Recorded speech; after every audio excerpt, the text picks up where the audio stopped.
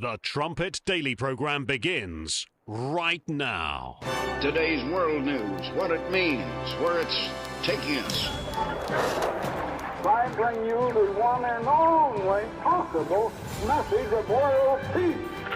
This is a message of hope, tremendous hope. And he said unto me, you must prophesy again. The Trumpet Daily program begins right now. We can tell the Elon story and this kind of disciplining by democracy as a story of someone leaving. But there is pain in the wake of these tariffs, and there's pain in the wake of what Elon did. He talked about bringing the wood chipper to USAID. Brooke Nichols, Boston University professor, mathematician, figured out what is the effect of this. They have a tracker, 300,000 deaths. According to a Boston University professor, because of the aid cuts so far, 200,000 of them children. Okay, Vietnam War, y'all remember that? 60,000 U.S. service members died. This is 5 times more deaths, according to the Boston University study, because of aid cuts since January of this year. So Elon Musk is leaving, but he's also leaving a legacy. Elon is on his way out, and they're talking about the legacy, and they have the death tracker now to keep track of Elon's legacy. The no-name mathematician from Boston University has decided that Elon Musk's legacy, not exposing government waste, not drawing attention to fraud in the United States government and the deep state, the legacy is, I guess, genocide. 300,000 deaths. I mean, I don't know how they figure or calculate any of that, but I just couldn't not laugh when he pulled out his phone and they had an app that is the death tracker, the Elon Musk death tracker, where it's the COVID mentality all over again. We didn't have death anywhere until Donald Trump became president, and we didn't have death anywhere until Elon Musk started to oversee DOGE, and now all deaths are a result of Elon Musk. I mean, in some ways, they hate Elon Musk more than they even hate Donald Trump when you look at the ways that they've been going after him and his businesses, trying to get him out. And now Elon Musk is on his way out. We'll talk about that story a bit more later on in the program. Welcome back to the Trumpet Daily. I'm Sam Livingston. I will be your guest host for today's show. Mr. Stephen Fleury is traveling back from Amarillo, went out there to see the performance of Celtic Throne 2, and then another weekend of traveling, but hopefully he should be back with you on Monday. Well, the news is a bit all over the place. There's a lot happening. That's no surprise. Yesterday there was the ceasefire deal between Israel and Hamas, the United States pressuring Israel into agreeing to that, and now Hamas has since back out. You can read more about that in Mr. Palmer's morning brief. Another shameful capitulation by the United States to give in and deal with terrorists, to hand over a lot of terrorists. And in this case, I don't even know that it's for many hostages that are alive. It's for corpses. Again, Mr. Palmer has the details on that. Another thing that's back and forth is this the tariffs. There is this random court that no one's ever heard of in Lower Manhattan, the U.S. Court of International Trade, with 3 judges, decided that Trump's tariffs are illegal. Shockingly, that made it to an appellate court very quickly, who overturned that. Now the tariffs are back on until I believe it's June 5th or 6th, where they're going to try to get that up to the Supreme Court. So it's all over the place. One day the tariffs are there, another day they're gone. I think a lot of people are kind of settling down on how they react to a lot of the tariff news. Then there is the war in Ukraine. And again, this is something that President Trump has not handled very wisely. He's telling Putin, he lashed out at him the other day, says this is not the man I've normally dealt with, or something to that effect, and then gives another 2-week ultimatum. I think that's the 5th or 6th 2-week ultimatum since President Trump has been in office. And if I've got time for it, I'll cover the story about Russia amassing more troops on the border with Ukraine, up to 50,000.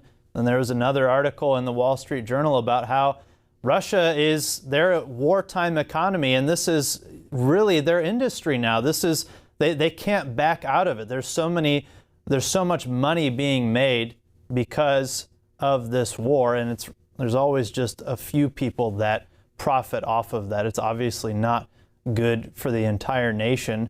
But they're talking about how, well, he can't back down now because then he would risk upsetting their version of their military-industrial complex. This world is just gearing up for more and more war. And Germany has the same mindset. I mean, they want that defense spending to counteract the slump that their auto industry is going through. Meanwhile, just looking back at the United States domestically, I mean, people are getting more and more excited. You can see that there is this bit of resurgence coming. This is the Washington Examiner. It says, history made, 50% say America is on the right track. People are more satisfied with the direction of the country than at any point in recent history. The latest feather in President Donald Trump's hat. On the edge of majority support for weeks, the latest Rasmussen reports, right track, wrong track average shared with Secrets has hit 50% on Tuesday and shows no sign of pulling back. In the history of this survey, I don't think it's exceeded that number. Rasmussen said this is uncharted territory. There's a lot of optimism, a lot of excitement. MSNBC, they had the finance guys on there. They were reporting about the surge in personal income growth, saying this is the fastest growth they've seen in years. Newsweek, Donald Trump's approval rating stunning to pollster. And they're just, again, looking back at that Rasmussen. I mean, I don't care much for polls, but this is the business that they're in. And they're saying in the history that we've done this, we've not seen anything like this. Bloomberg, U.S. consumer confidence jumps most in 4 years on trade truce. It says U.S. consumer confidence rebounded sharply in May from a near 5-year low as the outlook for the economy and labor market improved amid a truce on tariffs. This is, I think, following the 3 hours that court had turned back. Well, no, this would have been even before that. Bloomberg says the conference board's gauge of confidence increased by 12.3 points to 98, marking the biggest monthly gain in 4 years. The figure exceeded all estimates in a Bloomberg survey of economists. There's a big celebration here domestically. It probably will keep getting a lot better as people just, I think, start to tune out a lot of that international news, especially in the United States. I mean, that's always been America's problem, is just focusing on itself and not seeing the rest of the world. And we see that isolationist mindset coming back really stronger than ever. But look where people are putting their hope. As we've said on this program over and over again, that resurgence will be temporary. God is working something out here, giving people more time to make changes. But if things are going well, I mean, you can see this kind of tying back into this story about Elon Musk. If things are going well, are they going to want to make changes? Are they going to ask the hard questions? Elon Musk, again, he's a temporary government employee or a special government employee. I can't remember the exact title. I think the plan was for him to really oversee that DOGE role for about 6 months, but he is leaving early.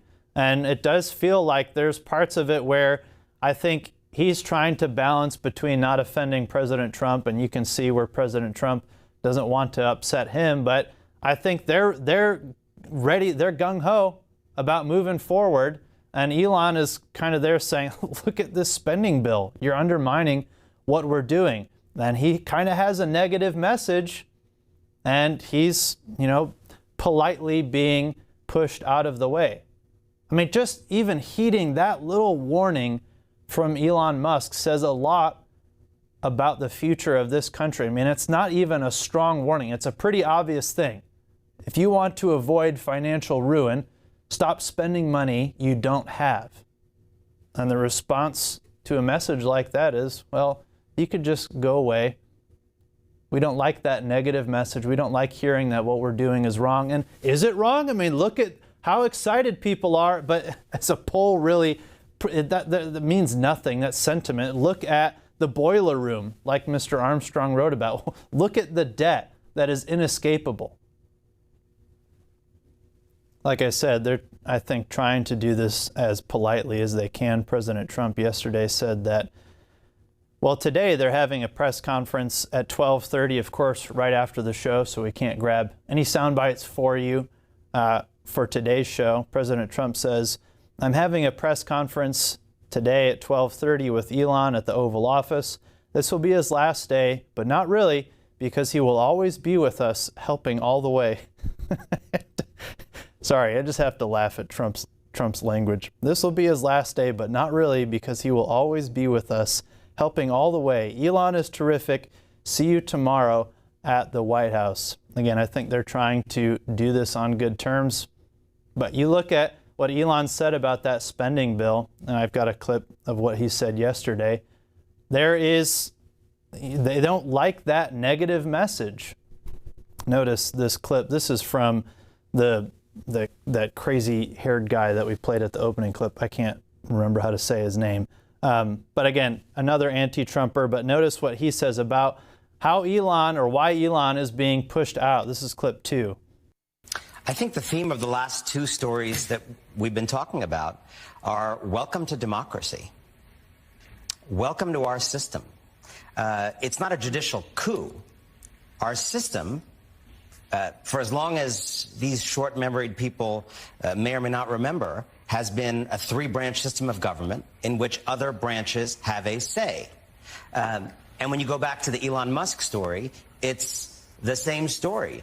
He didn't just leave. He's not just slipping out of Washington. He was chased out of Washington by democracy, by people saying no, by people protesting so much around his cars and dealerships that he lost billions and billions of dollars, by people raising their voices, by people filing lawsuits. And by the way, you know, Donald Trump was saying, I think he wrote, he will always be with us. That's something the Rev might say in a eulogy for someone. So he was chased out of Washington. He couldn't beat the swamp, and I think that might be a big part of why they went after him so hard, was they learned how they could manipulate Trump with flatteries, but Elon Musk was not buying it. I mean, he went in there with a pretty clear-cut mission and was pretty bold in exposing a lot of things. But look, he couldn't conquer the swamp. This is when he says democracy pushed him out. They use that word all the time. It hardly means anything anymore. I don't even know how to define it, but you could say, welcome to the swamp, Elon. It's undefeated. You can't beat the swamp. They chased him out. And this, again, like I said, it's not even a really strong message. It's something that's pretty obvious. Just stop spending. But again, you see the state of this nation. We don't want to hear something negative. We don't want to hear that we're on the wrong course. You've got the majority of people now saying America is on the right course. This is the right direction. This is another clip from that same show, but this is Morning Joe. And he's talking about, one thing about President Trump that just always makes me laugh with the Democrats and the radical left is they just do whatever is the opposite of him. So all these years, they love Qatar, they love Islam, but then Trump cozies up to Qatar, and now suddenly they hate Qatar, which is good. They should be against that nation. They're the party of spend, spend, spend. Once President Trump gets in there and starts spending, suddenly, well, to be anti-Trump, they're fiscally responsible. This is Morning Meltdown. This is Joe Scarborough, clip 3. And the truth is that under Republicans, from 2017 to 2021, the budgets were bigger than they had ever been, the deficits bigger than they had ever been, the debt bigger than they'd ever been. And here, we're not talking about rounding errors, Jonathan Lemire. We are talking about $20 trillion that these Republicans are going to vote on to add to the federal debt. $20 trillion. We can't afford it. There's nothing ideological about this. There's nothing ideological about those numbers. There's nothing ideological about not balancing the budget. I know. I was there. We did it 4 years in a row. The only time that's happened in the past century. And they're adding $20 trillion to the debt. Finally making some sense. We have to just simply balance the budget. But to say that now, you're just a Debbie Downer. You're a doubter. Look what we can do. We don't have to do that. What was that clip from Besant where he said, well, our approach is that we can keep increasing the debt, but as long as we get growth to outpace that, we will be fine. That's the way a lot of those real estate guys think, because they don't have the billions of dollars to put up for these buildings. So they go into a huge amount of debt, banking on the economy surging and that they can flip it and make money off of it. I mean, it's a pretty frightening way to try to handle the economy of the United States. I'm not even sure if that's exactly what they're talking about, but you look at just the swamp politics. Democrats, when they're in control, they can always get Republicans pretty much to do what they want. I think that's why, even to Scarborough's point, that deficit comes down a little bit. But where was Scarborough with Joe Biden's big bill? The Inflation Reduction Act. We're going to reduce inflation by spending $2 trillion. And I should have grabbed the clip. I think it was Morning Joe who said that this was one of the greatest things that Biden has ever done. This is his legacy. When Republicans are in power, then the Democrats really play hardball. So the Republicans, to get what they want, and that always has to do with military spending, and that's a huge budget item. Now they have to get all these Democrats and give them whatever they want so they can pass their big items. This is the swamp. This is Washington. This is democracy that pushed Elon Musk out. That couldn't even handle just a really basic audit. Could we just open the books and look at what is going on? And we're saying it on this show. You can open a lot of that up, but this fraud is legalized because 535 people in Congress voted to make it legal. All of these random pet projects in foreign nations all over the world, it's perfectly legal. Notice, I think we might have played a snippet from this, but this was Elon Musk's opinion of the big, beautiful spending bill. He said this in a CBS interview just a couple days ago, clip 6. So, I was disappointed to see the massive spending bill, frankly, which increases the budget deficit, not just decrease it, and undermines the work that the DOGE team is doing. I actually thought that when this big, beautiful bill came along. I mean, everything he's done on DOGE gets wiped out in the first year. I think a bill can be big or it can be beautiful, but I don't know if it could be both. My personal opinion. It undermines the DOGE team, and I think DOGE is such a great idea if you're President Trump to come in and clean up what the government was. But okay, we're getting further into the Trump administration, and we don't want that being exposed because we're in control now. There's an article, I didn't have time to go through all of it, but just talks about how the way the presidents have ruled the last 20 years, it's a lot more king-like because they can't go through Congress. They're not going through Congress. So they do a lot by executive decree, and a lot of policy just gets undone when the next one comes in. But this is the swamp, and this is the swamp. This is the nation that couldn't even heed just a little bit of truth from Elon Musk. You can't have a big bill and have it be beautiful. You can have a little bill that is beautiful because it's balancing the budget and spending what we have, but you can't have a big, beautiful spending bill. Just think, request the United States and Britain in prophecy if you haven't. And God just says, consider what you're doing. It's just a simple admonition. Consider your ways. Think of the fruits here. And this country can't tolerate that little bit of a warning from Elon Musk.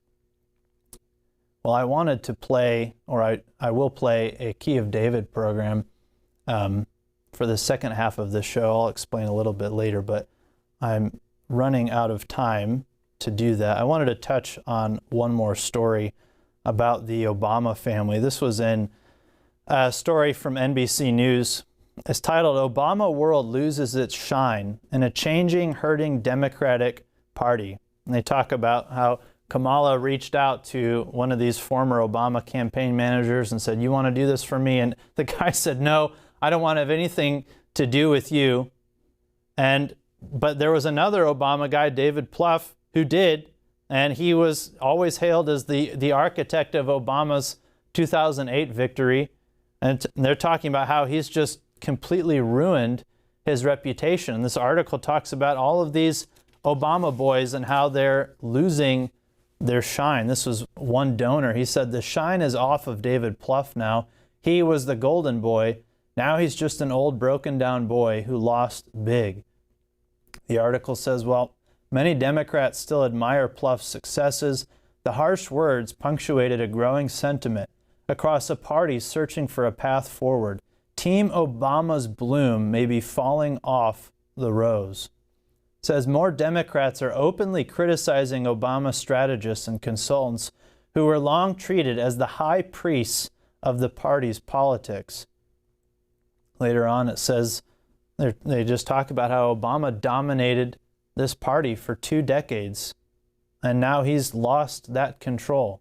He's lost that shine. And again, if you watch the show, if you read the Trumpet, go back to the spring of 2024 and read what Mr. Gerald Fleury was saying about this before it happened. This NBC article quotes another Democrat strategist.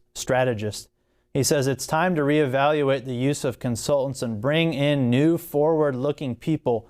The old Obama playbook no longer works. We've got to move on from Obama. The world is moving on."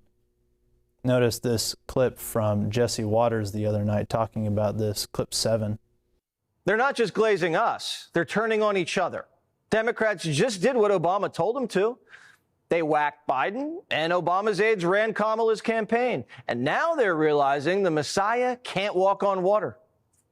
People are starting to complain, oh my God, the Obama people, they're running everything. Sometimes you get a sense that they think they know everything, they run the world, and in some cases, you can understand it because, well, they did win 2 presidential elections. But at a certain point, that class of folks has to start listening to the next generation coming up. It's amazing to see people talk about the Obamas in that way.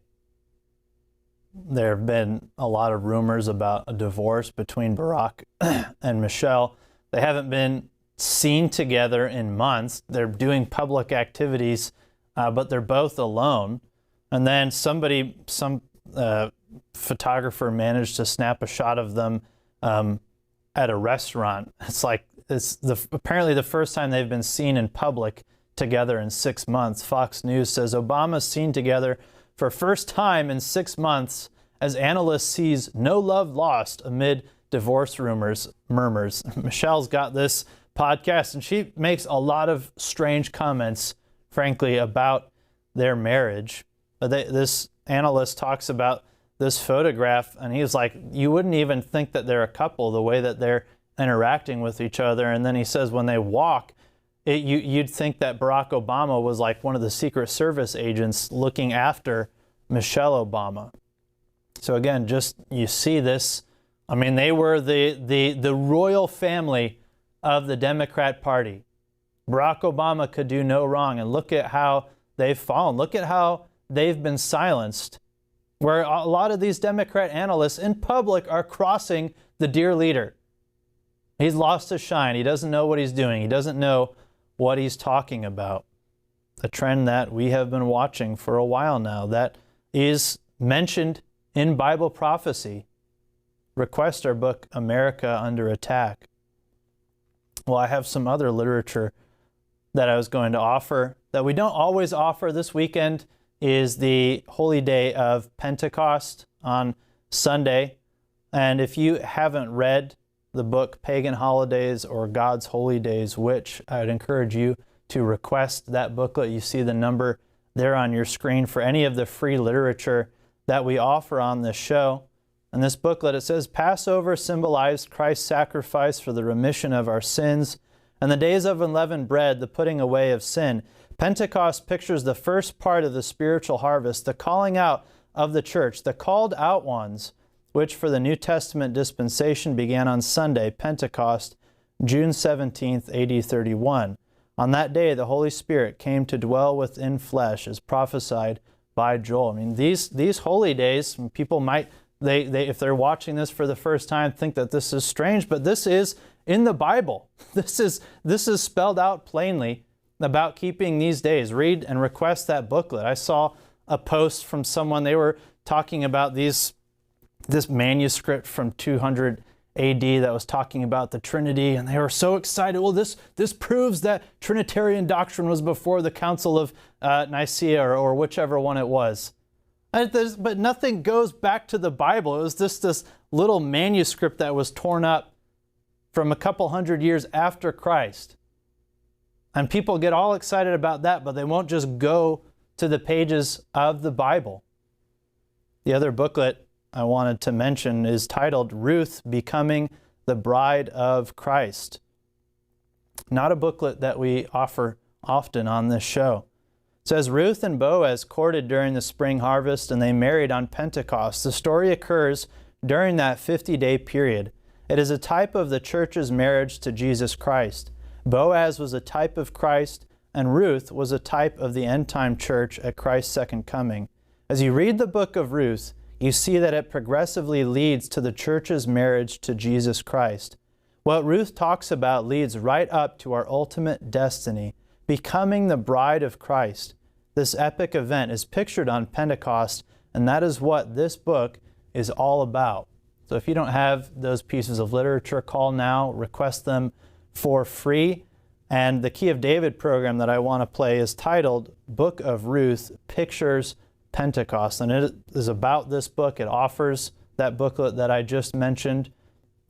But before we play that Key of David, we can hop right into the WorldWatch segment, and then coming out of that, we can go right into the Key of David. Thank you so much for joining us on today's show, and we will see you Monday.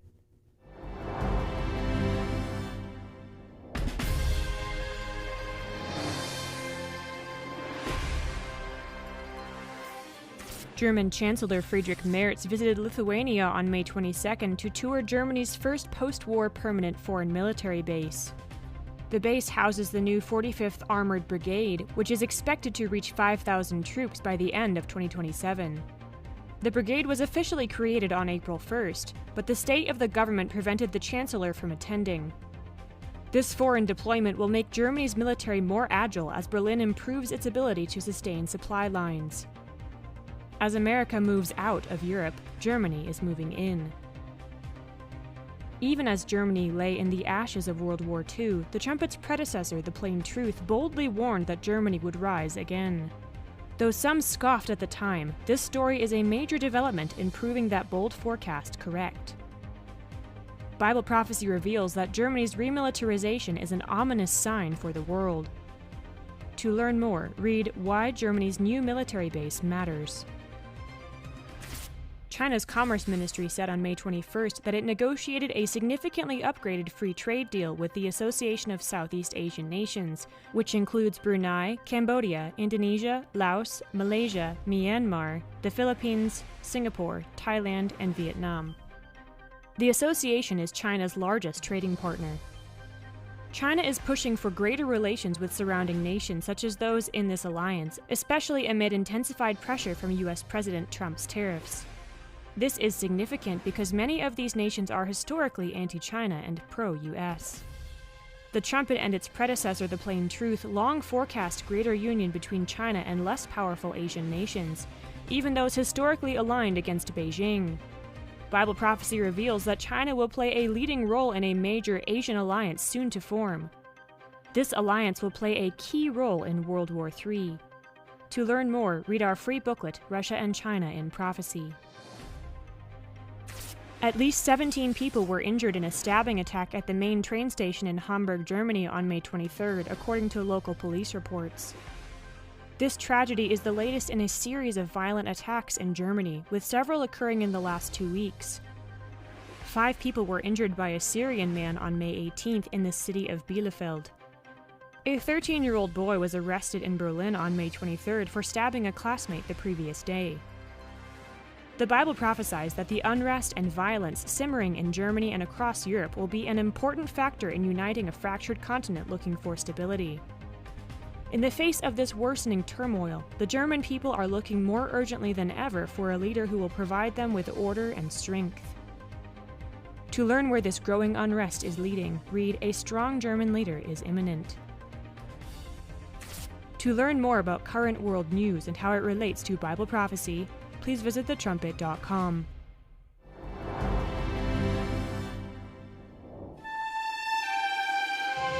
The Book of Ruth is a symbolic love story. Learn why this virtuous woman's attitude was recorded for the ages. Discover how Ruth's marriage represents the greatest marriage in the universe. Next, on The Key of David with Gerald Fleury.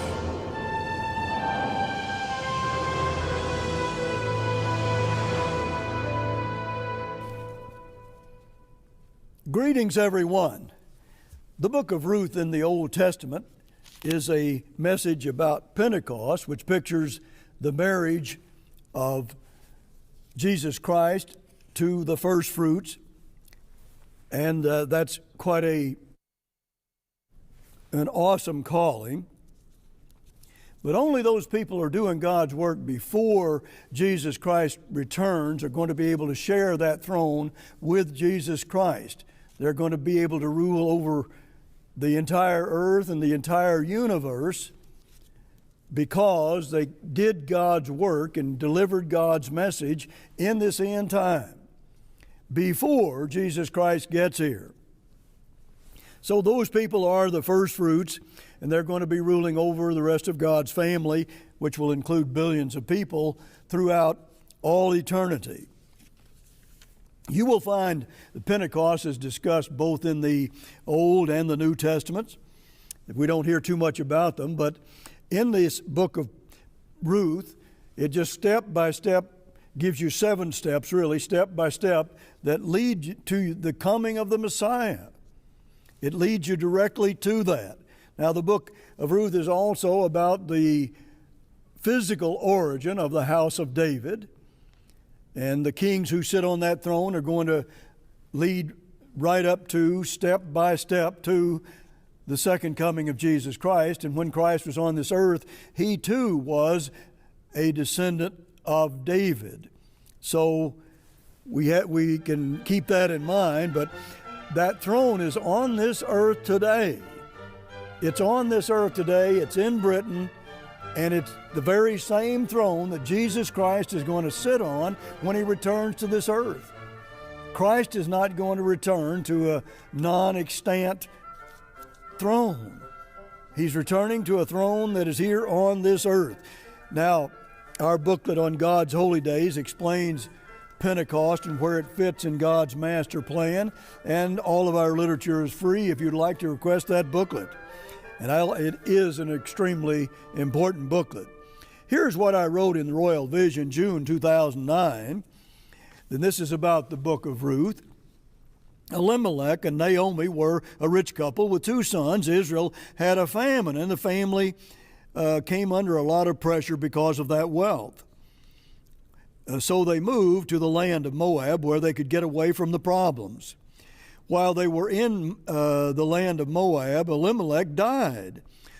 That obviously created more troubles for Naomi and her family. The 2 sons married women in the country or land of Moab. Then about 10 years later, both of the sons died. Naomi was left alone with her 2 daughters-in-law, Orpah and Ruth. The 3 of them became very impoverished, and Naomi decided to make the trip back to her home, Judah, which at that time had begun to prosper once again. Ruth means to satisfy. And when you go through this, you'll see that she really did satisfy God in what he requires of us. The root word for Ruth also means to quake, which means that Ruth trembled before God's word. Now that's a quality we all must have if we're going to be in God's kingdom, but it is a characteristic that we must build in our lives.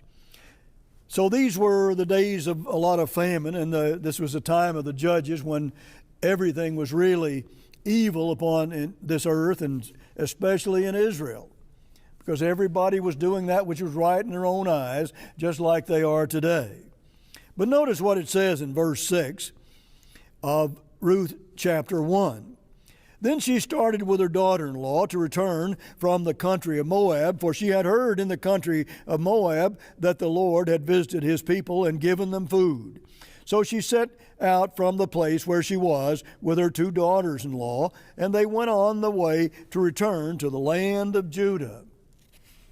But then they lifted up their voices, the daughters-in-law did, and wept again. And Orpah kissed her mother-in-law, but Ruth clung to her. So Orpah left. Orpah means to turn back. Orpah turned back away from Naomi and the God that she was following very closely and very passionately. And here, notice these beautiful verses here, beginning in verse 16. But Ruth said, "Entreat me not to leave you or to return from following you. For where you go, I will go, and where you lodge, I will lodge. Your people, my people," it should read. Your people, my people, and your God, my God. Where you die, I will die, and there I will be buried. May the Lord do so to me, and poor also, if even death parts me from you. And it says in the Revised Standard Version that not even death will part me from you. Now this lady had her mind on Pentecost and the marriage to Jesus Christ, and she knew that even if she died, she and Naomi would be together in that resurrection, sharing the throne with Jesus Christ and ruling over the earth and the universe forever. And she knew the plan of God. She had this vision in her mind. That's the vision of Pentecost, where Christ even says in Luke 14 that you may have to give up your mother, your father, your sister, your brother, your own family, and even your own life if you're going to serve me, as many of the prophets did lose their lives, of course, in the Scriptures, as you can tell, by just a little study. But the step number 1 is this. I want to give you 7 steps to be ready for that marriage to Jesus Christ. But the step number 1, not even death would part Ruth from God and his truth. Not even death would cause a separation there. And then she talked about, the death of her husband and the death of her 2 sons, and she knew that God was dealing with her very bitterly. But it illustrates and demonstrates God's passion when we turn away from Him, or when somebody, a spiritual member of his family dies or turns away and loses their salvation. It's very emotional to God. It's very bitter for God to accept that. But He has to accept it, and He wants to demonstrate that to us so we'll understand. Chapter 2 and verse 1, Now Naomi had a kinsman of her husband's, a man of wealth of the family of Elimelech, whose name was Boaz. And Ruth the Moabitess said to Naomi, Let me go to the field and glean among the ears of the grain after him, in whose sight I shall find favor. And she said, Well, go, my daughter. And so that's what she did. Because all of this land out there, most of it belonged to Boaz, a very wealthy Judah prince. Then Boaz said to the servant who was in charge of the reapers, Whose maiden is this? And the servant who was in charge of the reapers answered, Well, it is the Moabite maiden who came back with Naomi from the country of Moab. She said, Pray, let me glean and gather among the sheaves after the reapers. So she came, and she continued from early morning until now without resting even for a moment. She didn't even waste a moment. That's the kind of worker that Ruth was. And step 2 is Ruth worked extremely hard, physically and spiritually. And that satisfied God. That's why she has that name. Now you can see that when you look into this, you can see that if you're a gleaner out in the field, you didn't sow the seed and you didn't nurture the seed, and the field is not even yours. And that's just a powerful analogy that this is God's field, and He lets us glean from this field, but it's His. And He sows the seed, and He nurtures it, and all of that. And He wants us to get perspective and realize who we are in this plan and who God is. That's what it's all about. How much are you gleaning, let's say, from Christ's field? How much am I gleaning from this field? And there's so much revelation, almost all of it is here today for us to glean from that field. And we need that truth to qualify to share the throne of David forever with Jesus Christ. We need that desperately. Notice verse 8. Verse 8 of chapter 2. Then Boaz said to Ruth, "Now listen, my daughter, do not go glean to another field or leave this one, but keep close to my maidens. Let your eyes be upon the field that they are reaping, and go after them. Have I not charged the young men not to molest you? And when you are thirsty, go to the vessels and drink what the young men have drawn." Then she fell on her face, bowing to the ground, and said to him, "Why have I found favor in your eyes, that you should take notice of me when I am a foreigner?" Now, here's step number 3, that Ruth had this bowing to the ground humility before God. This was an unusually humble woman. And Boaz was impressed, and so was God.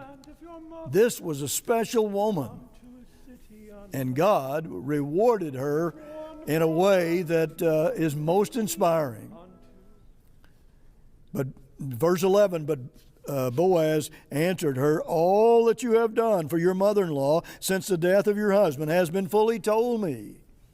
In other words, everybody's talking about it. You can't, when you're really obeying God and you're out there helping to do God's work, people are going to see it. People are going to know what you're doing.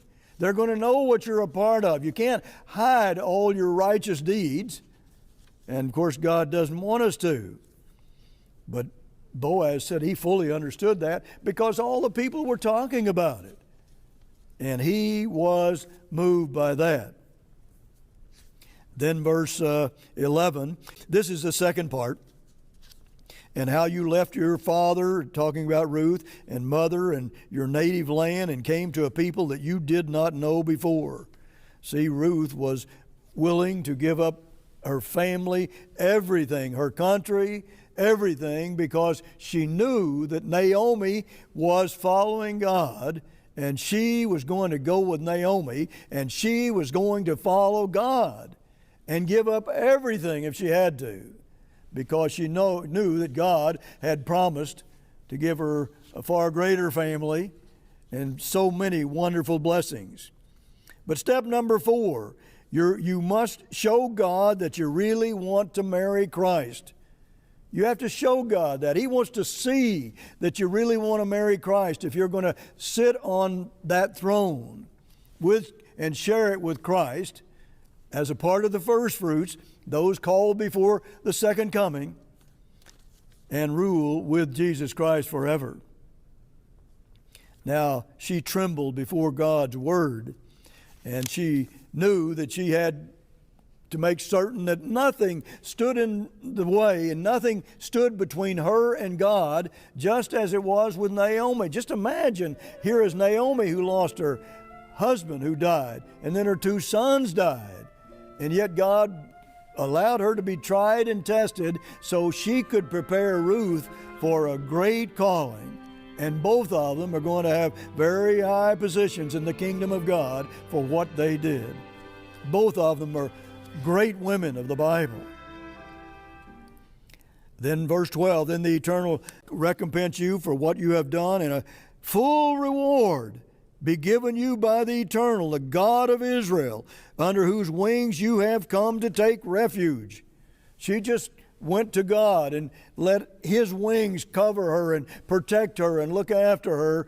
And Boaz said she had a full reward. She was going to be given a full reward.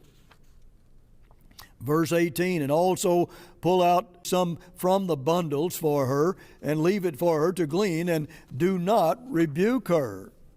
Now you see, she wasn't just gleaning from what was left, but here Boaz were giving her bundles from the main harvest. It just, again, Boaz is a type of Jesus Christ, and he's just showing us that this is how God blesses if you just keep working harder and harder to do what God wants you to do. He just continues to multiply the blessings in your life. Of course, there were trials here, but look at the blessings that God gave for those women enduring those trials. Ruth lost her husband, and she left with Naomi because Naomi was with God. She could see that in spite of the trials. She knew God was with her. And here she was being rewarded now by God from the main harvest. I mean, she was getting everything, a full reward in this life and in the future life. Now that's something to be concerned about. And she really did show, like perhaps few women in the Bible, that she wanted to marry Christ. And she went before Boaz and lay down at his feet and let him know that she was interested in marriage. And that is a little bit unusual, to say the least. But notice what it says in verse 5 of chapter 3. And she said unto her, all that you say unto me, I will do. See, this is what Naomi told her to do. Go and lie down at his feet. And she knew that God was using Naomi, and she said, all that you say, I will do. She knew that came from God.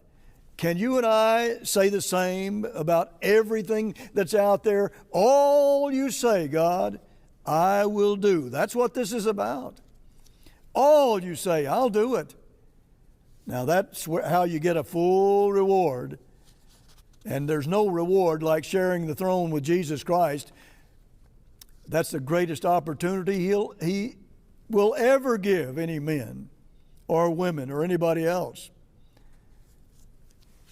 Okay, on down in verse 10 of chapter 4, he said, Boaz says, I've bought you to be my wife.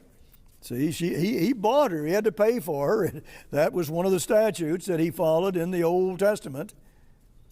But who bought and paid for us? He's a type of Christ. Christ paid for us with His own blood, His own death. He paid for you. He paid for me. He gave Himself to this world. For God so loved the world that He gave His only begotten Son. He loves this world. He hates their sins, but He loves the world, and He gave His Son, His only begotten Son, for the sins of this world. And so billions of people are going to be saved, most of them through resurrections. Verse 11, then all the people who were at the gate and the elders said, we are witnesses. May the Eternal make the woman who is coming into your house like Rachel and Leah, who together built up the house of Israel. Now this is step number 5. You and I must build up the house of Israel spiritually. And he's talking about God's own true church. We have to work to build it up spiritually. And most of all, to get this magnificent message out to the world. This is something the world doesn't even begin to understand. And God is going to use those that will come out and sacrifice today before His second coming, the second coming of Christ. And He's going to give them David's throne to sit on right there beside Him. They're going to rule right there with Jesus Christ for all eternity. It includes the universe as well as the earth. That's how great this is. I mean, Pentecost is really the most inspiring holy day in the Bible for God's own people. There's nothing that surpasses it in inspiration for sure. Nothing at all. But notice what it says in verse 13 of chapter 4. So Boaz took Ruth, and she was his wife. And when he went in unto her, the Eternal gave her conception, and she bare a son. So now she had a son, and notice who this son was. And he shall be unto you a restorer of your life, and a nourisher of your own old age. For your daughter-in-law, which loves you, which is better to you than 7 sons, has borne him. I mean, you think God didn't think highly of Ruth? She's better than 7 sons. Now, that's pretty impressive for God to say something like that. And this is the kind of reward He was giving Naomi as well as Ruth. Notice verse 16, and Naomi took the child and laid it in her bosom and became nurse unto it.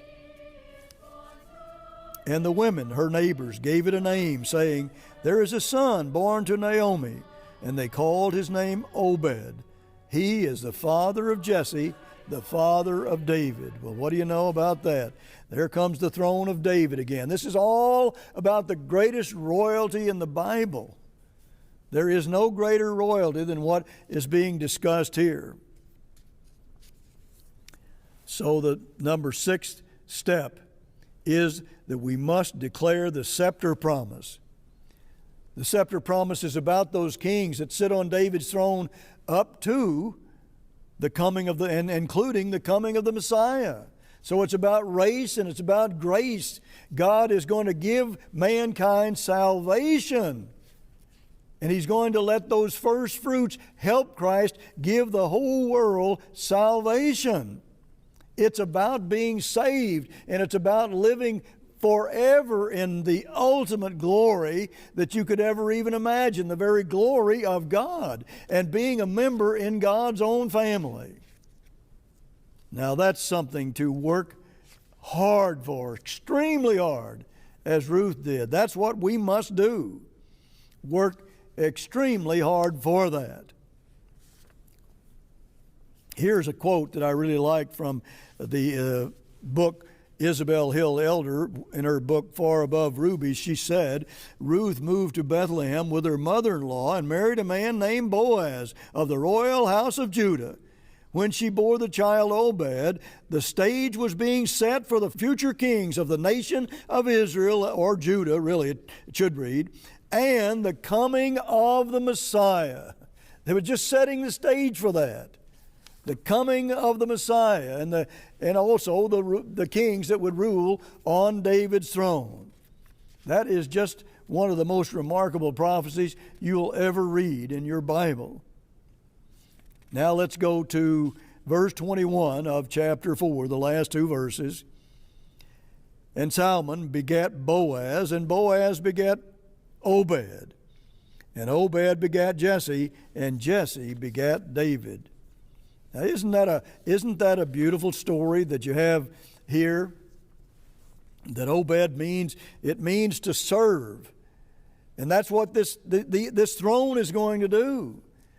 The throne that really the kings that rule on that throne today, and it's here on this earth, it's in Britain today, and the king or the queen ought to be serving humanity in every way they possibly can. That's why that throne exists. But that's what's going to happen when Jesus Christ returns to this earth.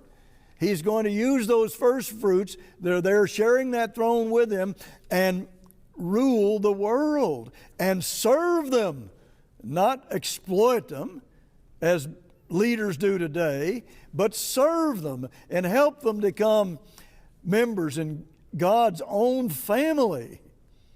There is no greater reward than that. So the step number 7 is we are here to serve the world. We're here to serve the world. That's something that Christ talked about when he was on this earth. He said, those that will be chief among you shall be your greatest servant. Those were his own words. And here we're shown through Obed what this great Pentecost vision is all about. God is going to save humanity, and he's going to use the first fruits, or those that marry Christ on Pentecost, to rule and help him save the world and build the great God family into billions of beings, God beings. Revelation 19 and verse 7 says, his wife has made herself ready. We have to get ready. There's something we have to do.